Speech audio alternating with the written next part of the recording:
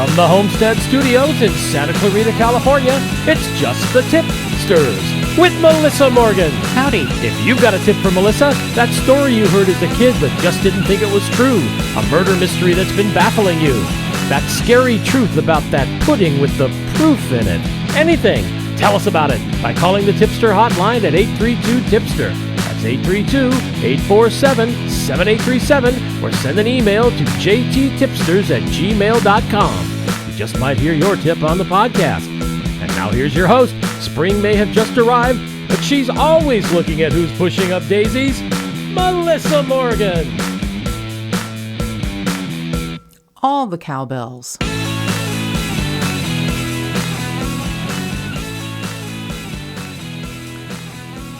I typically don't have a problem understanding the intros, but what is a footing with a poof in it? No, what is this? All this stuff about that pudding with the proof in it. You know, Okay, sorry. Proof in the pudding. Yeah. I was like, what's a footing with a poof in it?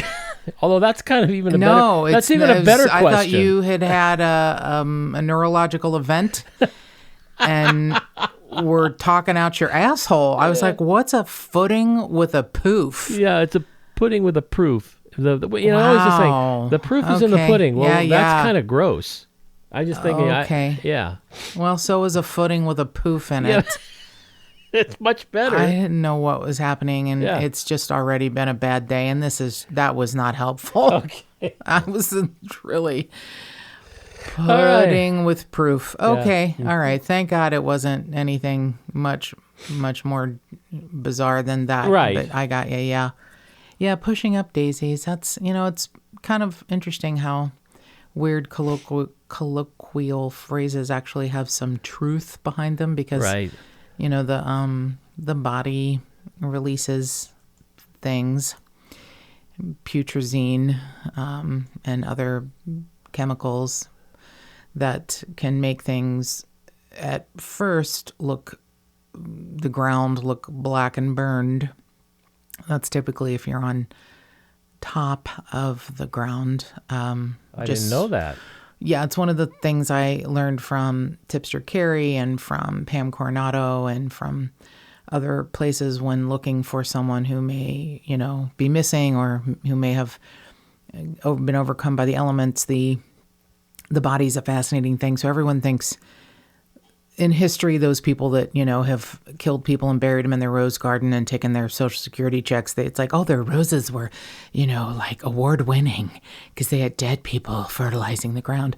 And to some extent, that might happen. But at first it does damage to... Wow, I had no idea. ...to the ground, actually making it look burnt. It turns it black. And it's very fascinating. But underneath the ground, I guess if that were really true, although I guess most cemeteries use, wooden boxes or whatever, steel caskets, all cemeteries would just be covered in, wild flora and fauna or something if dead people, did that. But I guess if they're not correctly buried, if they're, perhaps they've come across an ending that isn't a storybook, then maybe some daisies get pushed up. I know, long explanation for pushing up daisies. So if they're organic, let's just call it if they're organically buried. Organic free range dead people. Yes. Gluten free. Yeah, then they may push up daisies. Right, yeah. Exactly. Yeah, probably. I'm not really sure daisies, but I actually do really like that that phrase, pushing up daisies. It's kind of interesting. So now that we've solved my mishearing of the intro, I do have a piece of housekeeping that I need to address. So I tried to solve the mystery on Facebook, but understanding not everyone is my Facebook friend, because you can't have everyone as your Facebook friend. They only let you have so many. But I asked if any, because you would have to know my address and some things that would probably mean you were closer to me than a stranger on the street. But someone sent me a keychain a unicorn keychain that's really funny and awesome. And it's sort of a perfect circle, and it's like aluminum. So it's easy to find in my purse because it makes a specific noise. It's much easier to find than my other keychain. And it's got a unicorn on it that's got sunglasses on and flipping off people with its hooves, two front hooves, saying something like, "Back up, sparkle tits.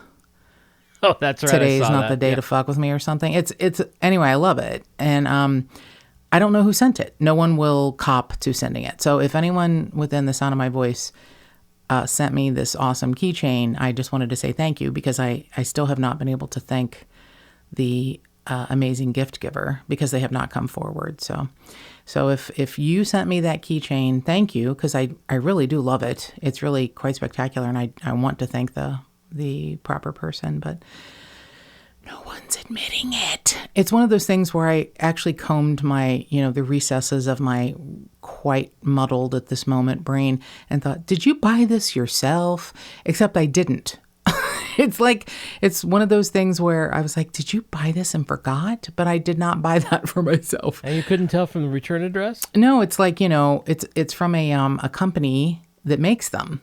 So I don't know who. I see. Yeah, it comes directly from the company. But whoever sent it has, knows our home address. So it has to be someone closer to us than further away. I don't know who it is. And like I said, I know I posted on Facebook. Actually, I think I posted on Instagram also. I didn't post it on Twitter because no one cares. And anything I tweet basically just gets tweeted into a canyon and no one hears and drops off.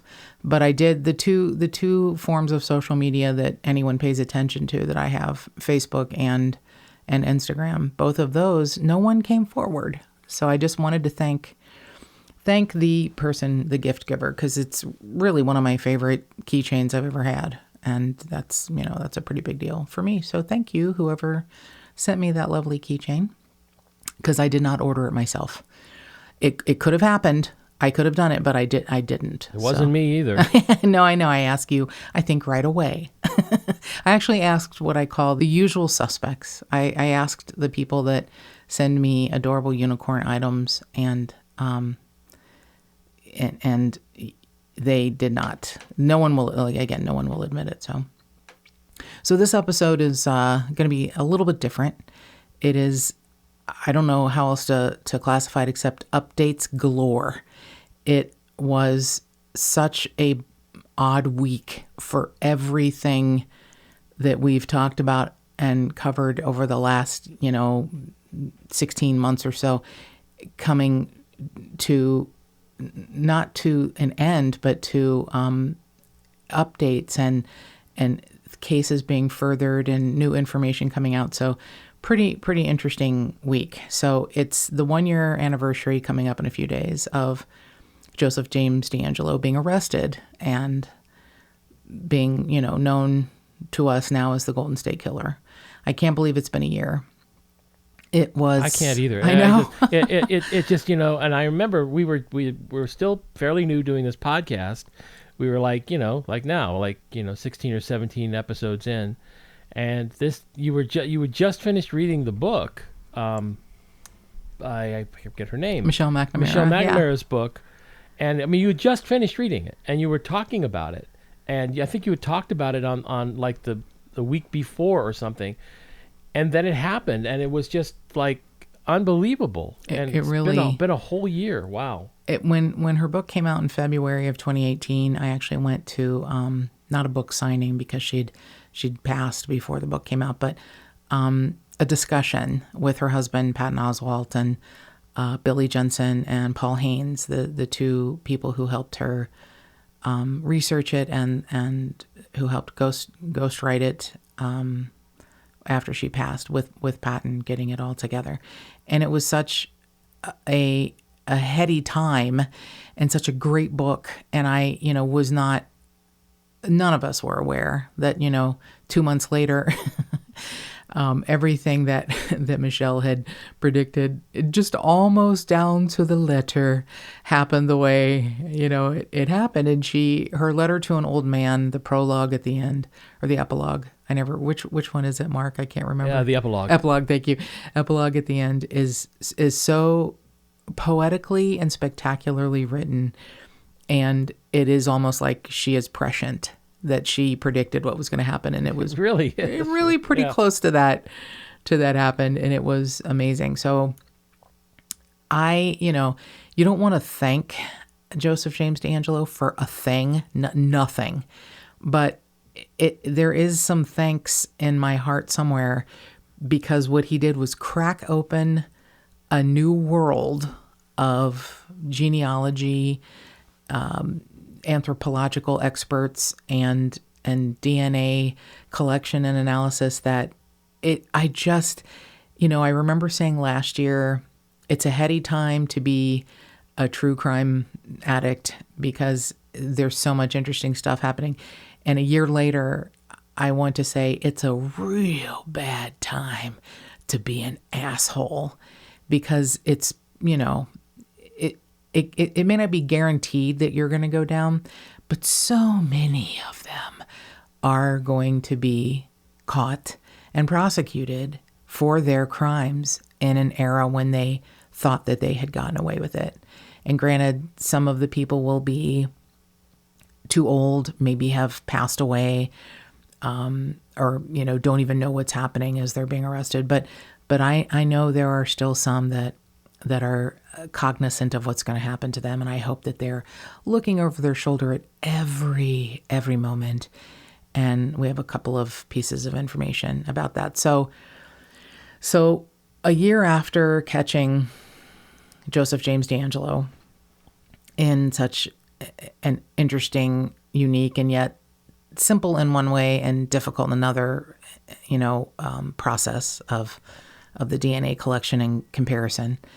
Most of the rape accusations that were associated with Joseph James DeAngelo have fallen under the statute of limitations and their time is up. However, very smart people have figured out a way to add a kidnapping charge to the rape, which does not have a statute of limitations. And kidnapping actually could mean moving them from room to room.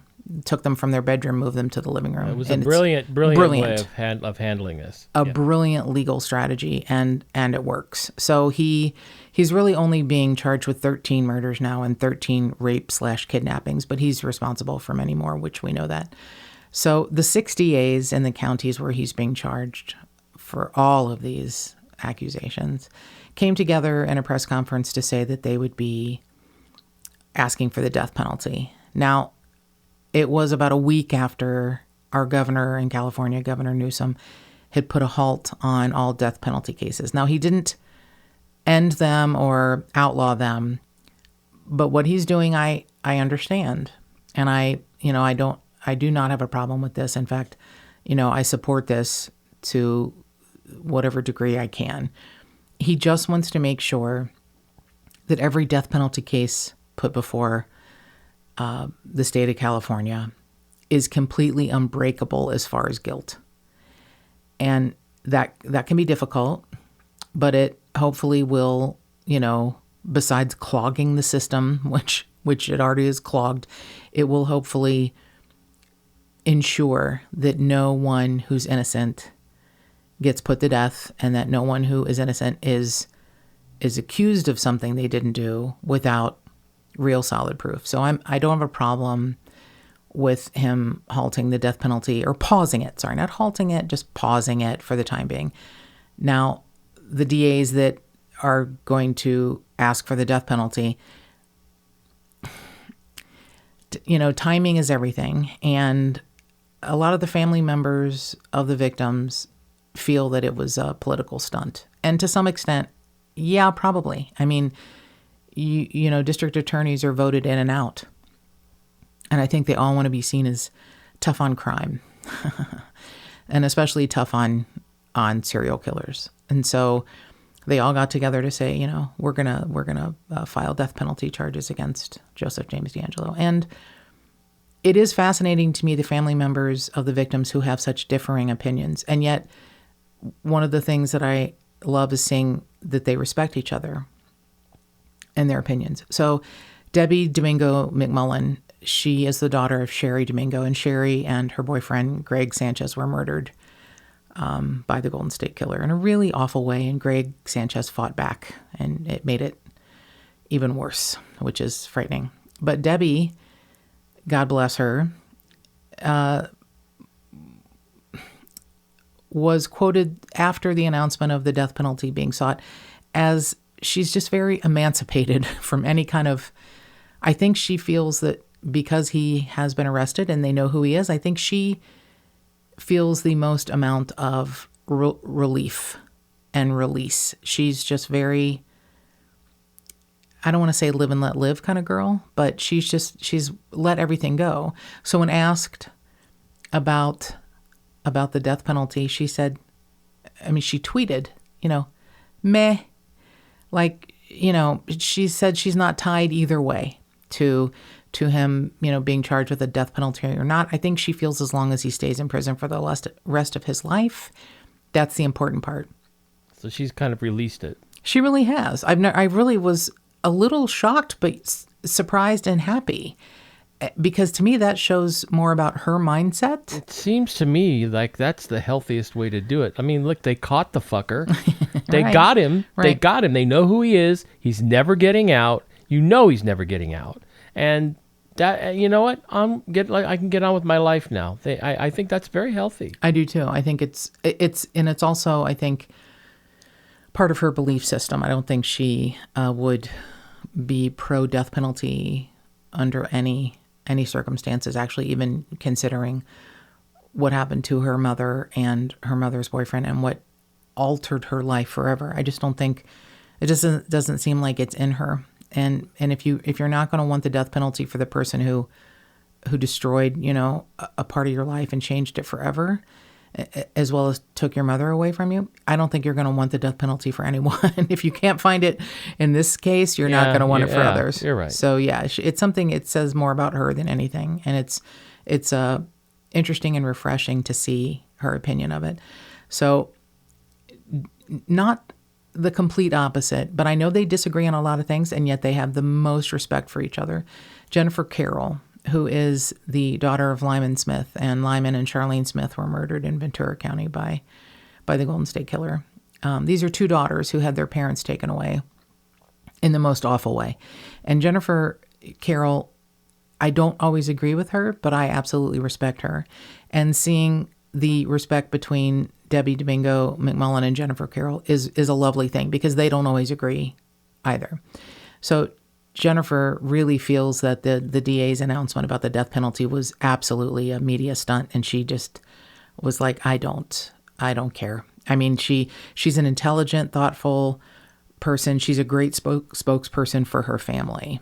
I've actually told her that, and she was really grateful that I said that, because she's really one of, and all of the television shows covering the Golden State Killer and all of the journalistic endeavors that, stories written about it, she always comes across to me as the most intelligent, well-spoken advocate for her family. She doesn't add extraneous details. She, seems singularly focused. I appreciate her and her brain a lot.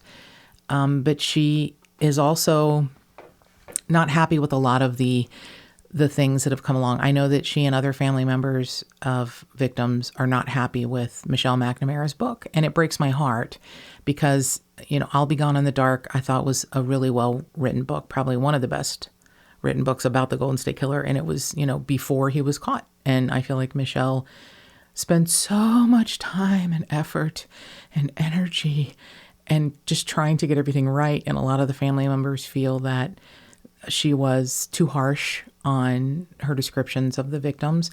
And I think she, obviously there may have been a little of her own creative adding to the situation. But for the most part, I feel like she described people the way they were. And some of them had, we all are humans. We all have lives and we make mistakes and we're humans. It's one of the things Laura Frizzo said that has stuck with me and has, kept me going and kept me focused on the important part. When the Michigan State Police did not believe that Chris Reagan had been murdered or anything bad had happened to him, they kept trying to tell his family and loved ones and friends and Laura, the chief of the Iron City Police Department, that he walked away from his life because he had credit card debt and wanted to avoid paying alimony to an ex-wife. And Laura Frizzo was like, what? That's ridiculous. He had nothing to walk away from. And he just had knee surgery, no pun intended. He couldn't walk away from. I mean, it was such an eye-opening experience to me when law enforcement gets focused on something and thinks that's just the way it is. And people like Laura keep plowing through until they find the answer. And the answer is so much more horrible than we could have thought. If you haven't seen the documentary on the ID channel, Dead North, it's so worth your time because you'll see how Laura's tenacity actually solves a case of a man who didn't walk away from his life and catches a female serial killer who, could have killed anywhere from 9 to 14 men. And she would have kept going too. Absolutely. I mean, she kept going to the detriment of her own life, lost her job, but gained an amazing partner in Jeremy Ogden. So it's interesting to me when people victim shame, because there's no shame in being a victim and there's no shame in being a human. We all make mistakes. So I know Michelle Cruz is very upset at Michelle McNamara for her description of her sister Janelle Cruz. And I don't think it was she describes Janelle as artistic and poetic. And, she was a beautiful teenage girl. And she seemed to make it sound like, she was loose or something. She was a beautiful teenage girl who was, exploring her life. I didn't feel like it was shamey at all. I really didn't. But I understand Michelle Cruz's position. It's her sister and she wants to be protective. And I understand Jennifer Carroll's position, especially when we were discussing, we had a little discussion earlier this week about Larry Crompton's book. Now, Larry Crompton was one of the detectives for the Golden State Killer. And he had a book called Sudden Terror. And Jennifer didn't come out publicly and say, this is wrong. But what she said was, I have problems with this book. And so I asked her privately. So I don't know what you mean exactly. What are the problems you have? And she explained that in his book that was, came out way before the Golden State Killer was caught. But Larry worked, he was front and center, worked on it for many decades. He apparently mentioned that one of the victims had an abortion a week before her attack, which had nothing to do with anything. And he included a picture in his book of what he says is one of the victims in a sex act with another man. And these things are completely not relevant. They're not, you're allowed to have sex with someone and a week later you have been attacked by a monster, that you didn't do anything wrong by being a human being. So, they have apparently asked Larry Crompton to have it removed, and he won't just have it taken out of any new reprints of the book. What does that have to do with the murder? Absolutely nothing. I do agree with her on that. Absolutely nothing. Yeah. So I know that there are, the family members and friends of the victims have expressed,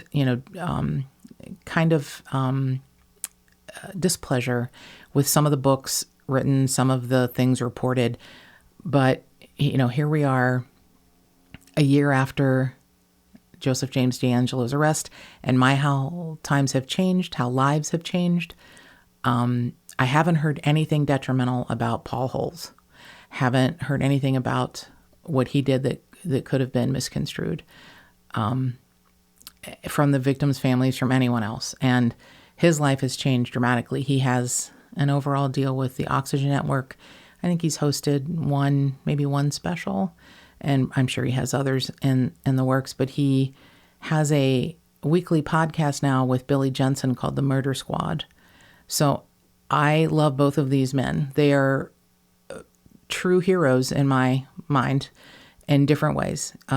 Billy works hard on true crime to try and solve it, and Paul Holes changed his career, from a scientist to an actual detective to get, boots on the ground to solve this case. So these two men are great men, and I adore them both. I'm just going to have to borrow Debbie Domingo's words for their podcast. Meh. I mean, I get what they're trying to do, and it's a fascinating conceit. So the Murder Squad is they talk about some of their most obsessive crimes that have not been solved, typically serial killers, and ask for listeners to help solve them. Now, I think that's a really interesting conceit, and it's also the basis for quite a few podcasts, that are for unsolved cases or for missing people. You want, why is our podcast called Just the Tip-Sters? Granted, I'm a 12-year-old boy and it's a dick joke. It also is looking for tipsters, not just penis tips, but tipsters to call in, to write in, to us, to your local law enforcement. If you know something, we're all going for the same goal. But a podcast, as you're listening to this, like, Jesus Christ, lady, speed it up. Who gives a fuck what you think? A podcast is a special animal in my book. I think Paul Holes and Billy Jensen are two handsome men. They'd be really better off on a visual medium. They explain things well. They're intelligent. They have two different perspectives. They should do a TV show together. Jumping onto the podcast forum, not really. It's not really needed here. You don't need. It's not their forte. They have interesting voices, but they're not captivating, compelling voices. They're captivating, compelling men. But I hope they kind of move over to TV, because their podcast is, and granted, they've just started. I bet you they've done quite a few run-throughs, which a lot of people who produce independent podcasts don't really have that chance to do. You put your podcast up and hope someone listens. So no offense to my beloveds, Paul Holes and Billy Jensen, but I really hope they kind of springboard into video, because, TV or documentary, because their podcast just doesn't, it's a really good conceit, but you could do the same thing with a TV show. You could do the same thing and probably more compelling. It's more compelling watching them, maybe going through their process than listening to them. It's not captivating to me, and I love them both. So if I'm not captivated by your podcast, and I love you and adore you, you probably, you got an idea that it might need to go in a different direction, and maybe it will. Maybe, they've just begun, so maybe it'll change and morph into something. It might evolve. That's right. It might, but they don't. I just don't feel like this is their. I don't feel like this is their thing. I feel like something more visual is their thing. But just an opinion. I'll just go over here in the corner and go fuck myself. So, who cares? So, again, a year later, from season 1, episode 45, we covered Barbara Rae-Venter, because she is a shero. And here's this 70-year-old woman who, was found by Paul Holes, who another law enforcement person with tenacity who was not going to give up on the Golden State Killer, and he knew he was closing in on retirement. So he finds Barbara Rae-Venter, and she, is sick and recovering from a heart issue, and months later responds to him and says, "Oh, are you still looking for that guy?" Well, yeah. So, she and Paul Holes and a group of genealogists work for months building a giant family tree. And God bless the fourth cousin, twice removed, of Joseph James DeAngelo, who uploaded her DNA from another site to GEDmatch, which is a public site. So I'm really looking forward to getting my 23andMe results back, which I have to say I'm sort of pissed off at the Tip-Sters. any of the listeners who have submitted DNA sample to Ancestry or 23andMe, you didn't tell me that it was an awful process. I mean, She told me, folks, it's gross. I don't think I called you right away, but I know I called you during the day that I did it because I was sobbing. It was, you get a little plastic tube and you're like, oh, let's do spit in here. And no. It's a large amount of spit. And it says they have instructions. Most people take between 2 and 5 minutes to accumulate the amount of spit. So, there's a line marker on your clear plastic tube that says spit up to this level.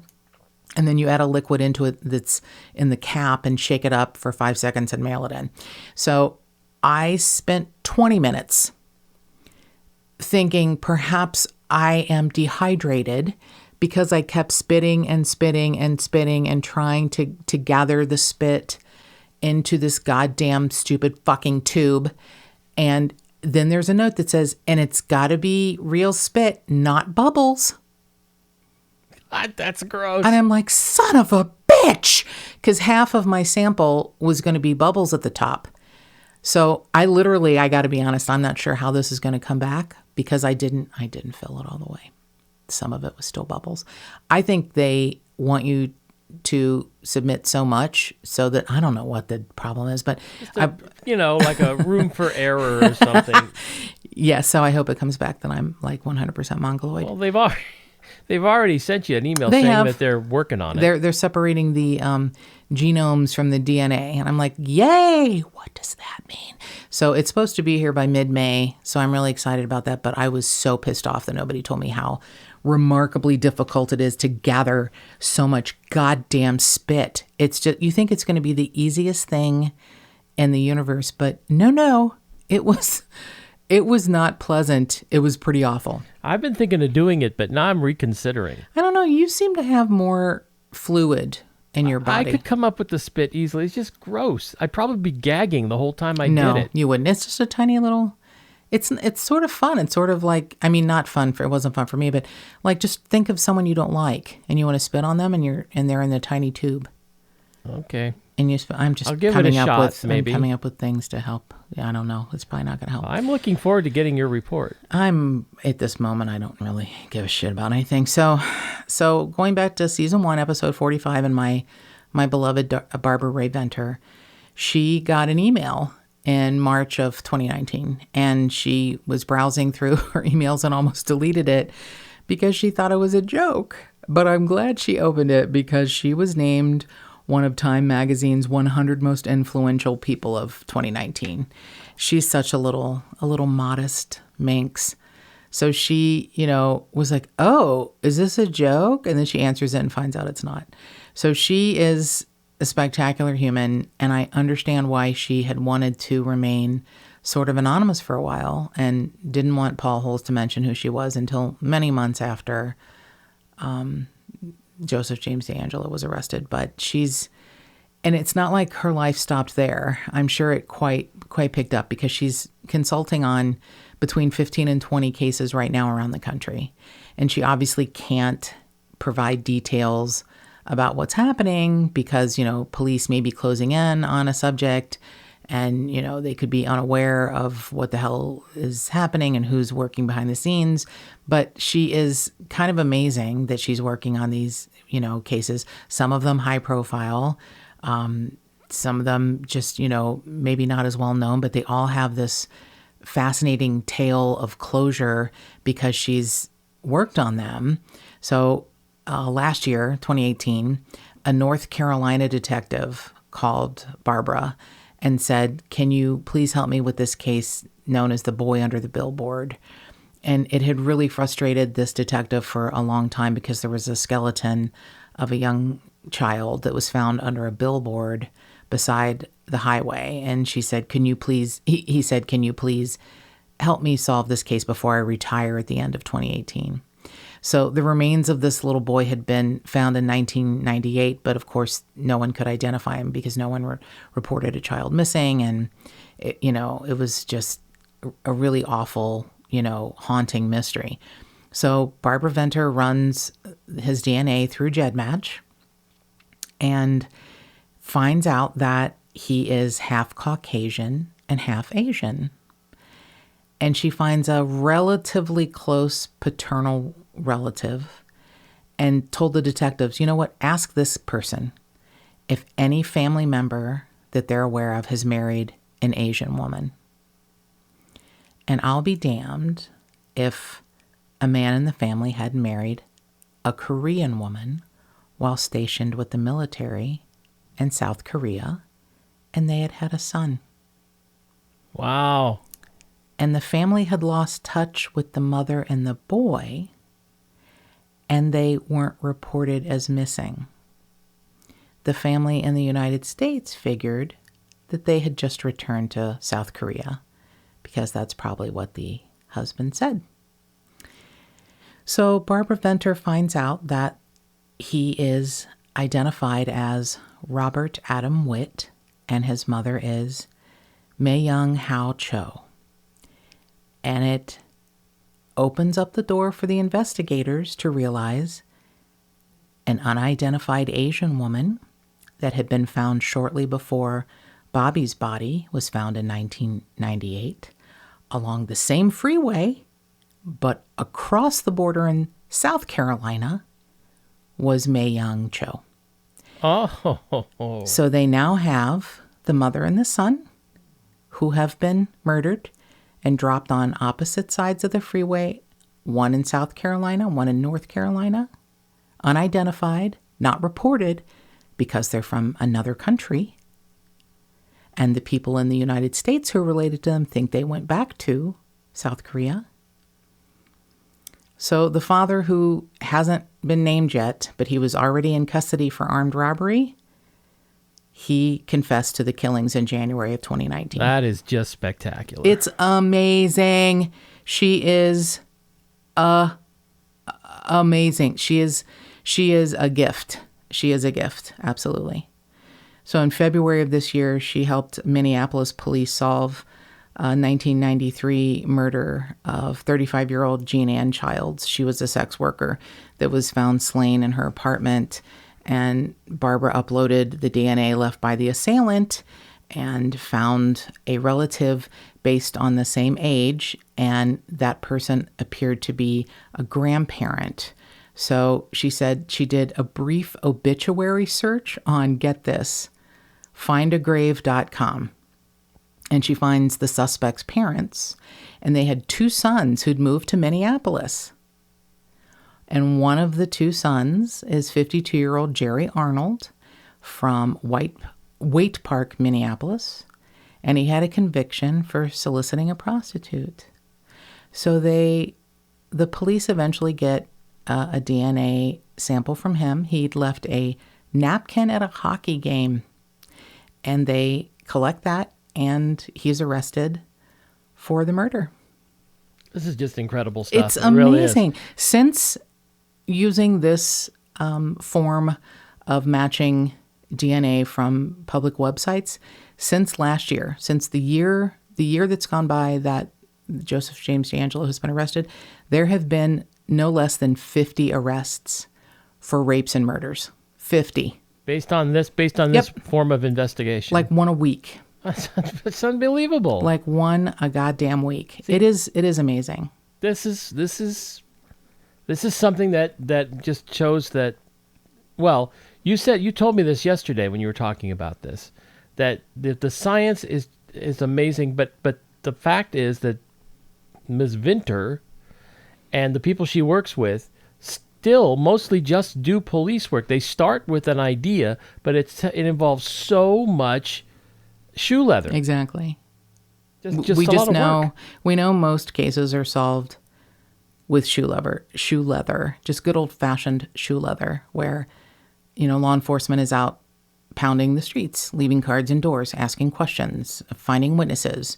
What do you think happened? Were you around? Did you see anything? And Hollywood, documentaries, a lot of things tend to make it seem like, well, the dude left semen and we put it in a tube and then we shook it up and then, oh my God, look, it's Bob Smith. It doesn't happen like that. No. It doesn't. As an example, after Paul Holes and Barbara Rae-Venter actually connect, after she has recovered from her heart condition and he's still looking for the Golden State Killer, they spent 4.5 months with a small team of genealogy investigators, law enforcement investigators, and they ended up creating a massive family tree. And if you remember, there were, 10 hot suspects on the list, and Joseph James DeAngelo wasn't one of them. And then they finally narrowed it down, and it was, like a list of maybe 4. And he's on the list, but they aren't really thinking it's him. He was pretty far down the list. There was another man in an assisted living facility in Oregon, and they, fucking got his diaper out of the garbage. Oh my God. And tested his DNA through his shit, and it wasn't him. And they confessed to his daughter, we just want you to know we, took your dad's shitty diaper, and he's not the Golden State Killer. And she's like, well, thanks. I already knew that. Yeah. Oh, God. But thanks for combing my dad's shit. Did you find anything else good? So, I mean, it's fascinating. But it is hard work. It's not just, oh, look, this matches. It's how do we find who this might belong to? How do we narrow it down? Who's related to who? Who left what where? It is a really fascinating. It's a new science that is, that's moving in such a fast way that it's a game. She's a game changer. I get why she is on the Time magazine's list of the top 100 most influential people in 2019. I also think it's hilarious that some of the other people on the list are LeBron James and Dwayne "The Rock" Johnson. Well, sure. So, and Barbara Venter. So, there's that. It's got to be an interesting list. Priorities. Exactly. And I also understand why Barbara Venter didn't want Paul Holes to name her. She was reluctant to explain her role and, how all of this came about because she was worried about, the bad guys and, worried about her own safety. But the beautiful thing is she saw that she could contribute to other cases. And the thing that is really heartwarming is this 70-year-old woman is, becoming a more vocal advocate for using genealogy and family trees to solve crimes. She speaks, everywhere across the country to college students. She trains law enforcement agencies now. And, Paul Holes was like, her work is the biggest game-changing tool since the advent of DNA testing in the 1980s. And he's not being hyperbolic. It's the truth. It's the truth. He said, it's an amazing legacy, and it started with Barbara. And he says, what's lovely is that he and Barbara are both very modest. And he's like, I just stumbled upon her work from a public safety standpoint. It's revolutionary work. And he's right. And she's right. And Barbara Venter is becoming more excited about the possibilities because she says, there's this emphasis on cold cases, but I know we can shift this to live cases. And she's right. The sooner you get the information, the sooner you can process it, the quicker you can capture the bad guys. The bad guys. That's the point. It's a beautiful thing. So later this month, Barbara Venter is taking her son as her accompaniment to the Time magazine gala in New York. And she says, this is going to be fun. It's kind of hard to impress my kids, so this is going to be nice. That's very nice. It's so sweet. She's such a little modest minx. I love her so much. So the next update, season 1, episode 42, James Fayed. That's why I was like, this week is like Update City.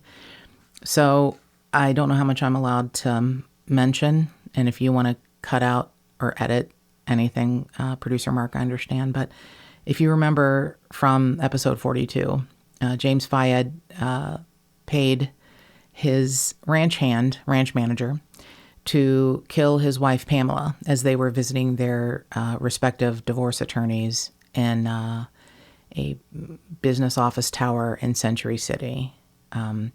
He paid his ranch manager $20,000 to kill his wife, who, by the way, Pamela had found on the streets in Ventura and employed him, gave him a place to live, and then he rose through the ranks to become their ranch manager. So James paid him $20,000 to kill Pamela. He then pays his nephew $10,000 to kill Pamela, who then pays his niece's boyfriend $5,000 to kill Pamela. This is this is so bad. It's so awful. It's really the worst. So James Fayed's then, it doesn't take long to follow the trail back to asshole. So James Fayed is recorded by another inmate after he's arrested saying that he's looking to hire someone to kill to hire as a contract killer to kill the people he hired that didn't, to kill his wife.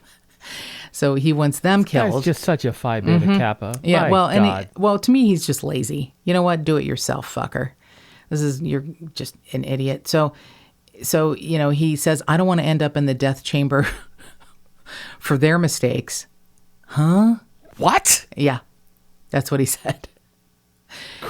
Yeah, I don't want to end up in the death chamber. I can't even. Yeah. And because he points out that there were so many previous opportunities to kill Pamela, and they let those golden opportunities pass, so they end up killing her in front of God and everyone, and all the cameras that were set up by... Yeah, he should sue him for breach of contract. I mean, what a dope. Yeah, pretty much. So this week, James Fayed, back in the news because federal prosecutors were able to return $9.8 million to about 1,000 victims who had invested in James and Pamela Fayed's business, which was Goldfinger, an e-bullion company, an e-currency business. And the final civil proceeds recovered in the case were dispersed on Wednesday pursuant to a civil forfeiture judgment from gold and silver that was found stored at a mint in Perth, Australia. And the funds had been stored there by James Fayed and his companies, Goldfinger Coin, Goldfinger Bullion Reserve, etc. So this week's disbursement follows previous disbursements of $1.8 million in civilly forfeited funds to more than 300 victims in December of 2014. So about $12 million is dispersed to more than 1,000 victims over the years. Well, that's some justice. Yeah. Doesn't really make up for the loss of the life. No. It's pretty interesting. Federal prosecutors obtained information from Goldfinger's encrypted computer servers in Switzerland. And the information was used to identify different e-bullion account holders and the value of their individual accounts. So when they were able to get the money, they were able to disperse it back to those. I don't know if everyone got back all of their money, but it is a nice, topping on the shit cake that James Fayed, has wrought. But at least some people got their money back, hopefully, as much as they could. Yeah. So the next update, season 2, episode 9, Randy Sellers. So I have taken my time saying this because I just want to make sure that it's an okay time to say it. But I'm pretty excited to say that Randy's case has been reclassified active and that they're actively investigating new leads. So I've been in touch with Detective Brian Jones and Captain Alan Johnson, who's the Services Division Commander at the Kenton County Police Department. And both of them they've both been a real dream to deal with as far as law enforcement and trying to get information. So they had both promised me the case file that they, whatever they could release to me that, I'm sure it might be heavily redacted, but they had both been so kind and open to say, yeah, we'll send you the case file, what we can. And they just kept sending me emails saying, thank you for your patience. Thank you for your patience. And then finally this week, I got the email saying, we are actively investigating new leads and we can't release any of his file right now. And I thought, you know what? If you have to tell me you can't release it, this is the best reason. That's right. That means, my God, they're working on it. Yeah. And well, they have new leads. I don't know if anything from the podcast fell on ears that could be helpful, but I can tell you the unique download numbers for the podcast about Randy are the highest of any of the podcasts we released. The 77 episodes we've released, the one about Randy is the most popular. And it's so close to my heart because, this happened when I lived in Kentucky. I didn't even know about it. This was brought to my attention by two amazing girls, Sherry and Denise. And so many people are, oh my gosh, I remember that. What happened to that case? So this has been a really amazing journey for me to have profiled this case and to have law enforcement say, well, it's no longer a cold case. It's active. Yeah. So, and it may not have had anything to do with us, but it's kind of coincidental. It's amazing coincidence. Yeah. Yeah. It may not have had anything to do with the podcast, but the fact that they, in February were totally open to giving me the case files. And over the next, 6 weeks or so, we're like, yeah, no, we can't now. I'm sorry. There's too much going on. And I respect that and appreciate that. And I love how Captain Johnson put it. He said, we are, unable to release any of his file. And thank you for your patience because we're working toward a solution. And I was like, couldn't get any better than that. No, I was pretty, having a solution to this case is just, and again, I said, as far as dealing with law enforcement, they've been dreams. I think I expected a lot more pushback, but they've been fantastic. So I really look forward to, hopefully I can update you Tip-Sters with even better news, sooner rather than later. So next week is the last episode for April, and we're going to be covering something that's really fascinating and heartbreaking to me. If you are at all familiar with the documentary Murder Mountain on Netflix, you would have seen a flyer in the documentary of Jeff Joseph, who is a Southern California man who's been missing and we assume murdered. And it's in Humboldt County, which is Murder Mountain is called Murder Mountain for a different reason. It started a long time ago. It's a very dangerous place, but it's become much more dangerous. Is this beautiful, the Emerald Triangle.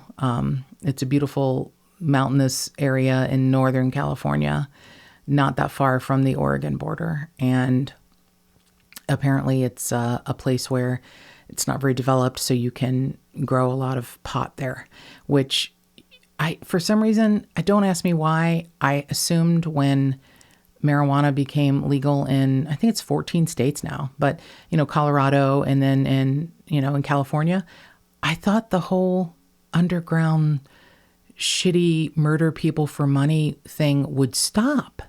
I don't. Nope. I know. I don't know. I think, for all our tipsters out there, if you have time and you have Netflix, you may want to watch Murder Mountain if you haven't seen it already, just kind of as a little bit of homework for next week's podcast. Yeah.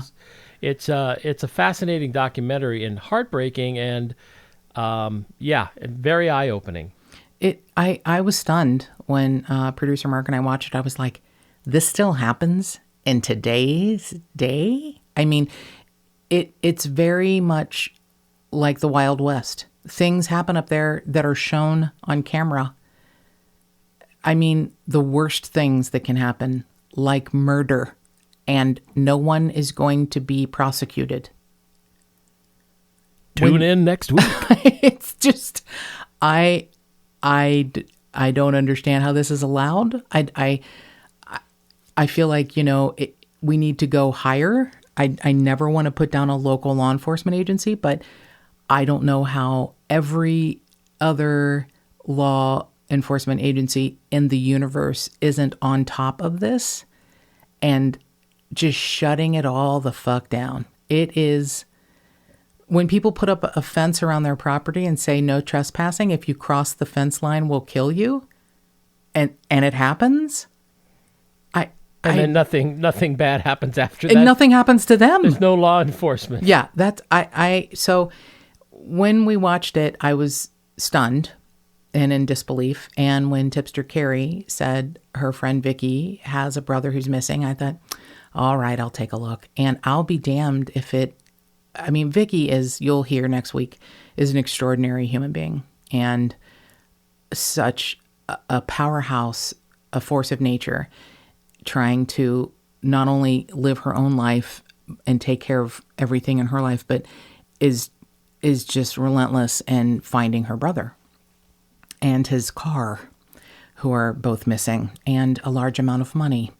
Let's not give too much away. No, it's just, so it's Vicky is a really spectacular human being, and I was talking to her this morning actually about a different topic, and we were both sort of with our mouths open saying we were shocked at what people can do to each other.